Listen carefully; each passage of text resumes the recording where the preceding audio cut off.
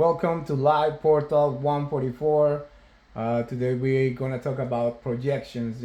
How we see people, how we, sometimes we think about people like this way, and then we are projecting this image to them. It can be a good projection, a bad projection, but sometimes we don't take the time to see how is this person really, and we just react, and then we see that that wasn't the history or what this person was really about. And Lumina is gonna comment a little bit more about this. Thank you.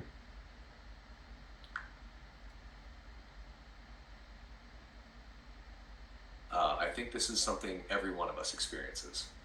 We've all had moments when we were certain we understood someone, only to discover later that there was much more to the story. That makes me wonder, do we really see people as they are? Or do we see them through our own experiences, our fears, our beliefs, our expectations, and the stories we've been carrying for years? Because every one of us looks at the world through a lens. That lens isn't made of glass, it's made of our life experiences. Um, the interesting part is that two people can witness the very same event and walk away with completely different interpretations. Not because one is lying, but because each person is seeing through a different lens. So maybe the question isn't who's right, maybe the better question is what is influencing the way I'm seeing this person? When we begin asking that question, something changes. Instead of immediately judging someone else, we become curious about ourselves. We start wondering how much of what I'm seeing truly belongs to this person and how much belongs to my own inner world. Because projection isn't only about seeing something that isn't there. Sometimes it's seeing only part of the picture because our past experiences have quietly colored the way we look at the present.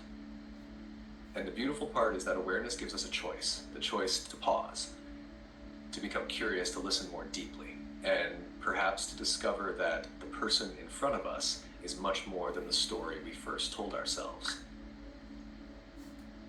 Yes, Domina, and sometimes we create these narratives about people just to protect our story or to protect the things that we don't want to be burnable, or like we don't want to face in, within.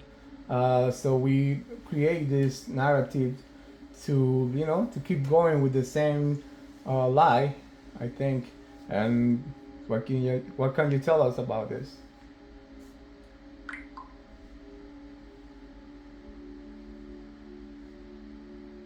Um, I think that's a very honest question. Sometimes we believe we're protecting the truth, but what we may actually be protecting is the story we've built around an experience. Our minds naturally create narratives because they help us make sense of life. The challenge comes when we become so attached to a narrative that we stop being curious. Because if that story changes, we may have to face something uncomfortable.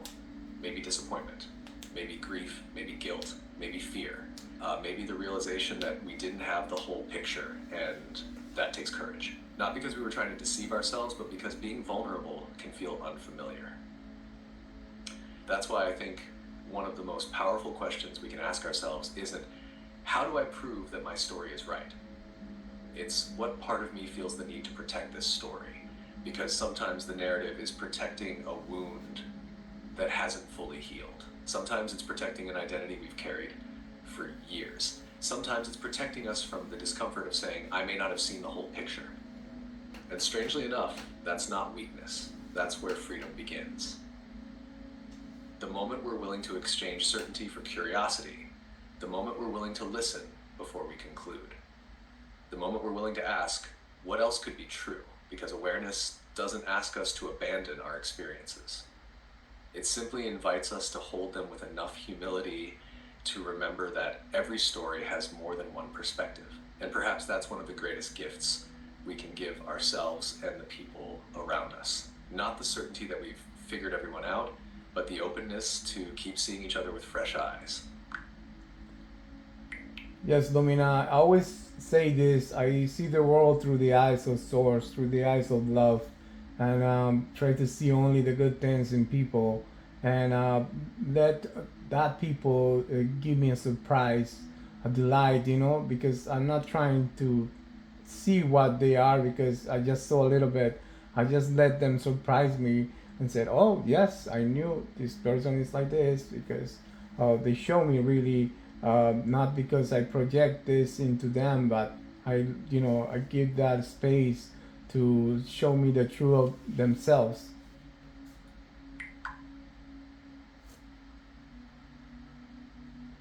I really appreciate that perspective because it begins with openness instead of certainty. None of us can fully know another human being from a single conversation, a single moment, or someone else's opinion. People are much more complex than that.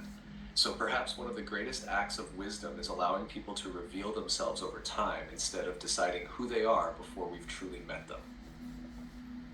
That doesn't mean ignoring what we observe. It means staying present with what is actually happening instead of rushing to fill in the blanks.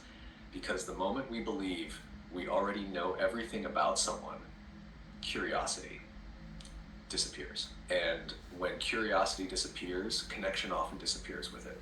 I like to think of it this way: every person is like a book. If we read only one page, we don't really know the story. If we read only what someone else told us about the book, we know even less. The invitation is to keep turning the pages with awareness, to observe, to listen, to remain open, and then allow people's actions, consistency, and character to reveal who they are. Not our assumptions, not our fears, not our projections, their own lives. Maybe that's one of the most loving ways to meet another human being, not by deciding who they are before they've had the chance to show us, but by giving them the space to reveal themselves while giving ourselves the same grace. Because in the end, awareness isn't about seeing only the good or only the difficult. It's about seeing clearly. And the clearer we learn to see, the more room there is for understanding, compassion, and genuine connection. Thank you again once more for being here in our space, our remembrance, and here with Lumina and me at Live Portal 144. Have a great night.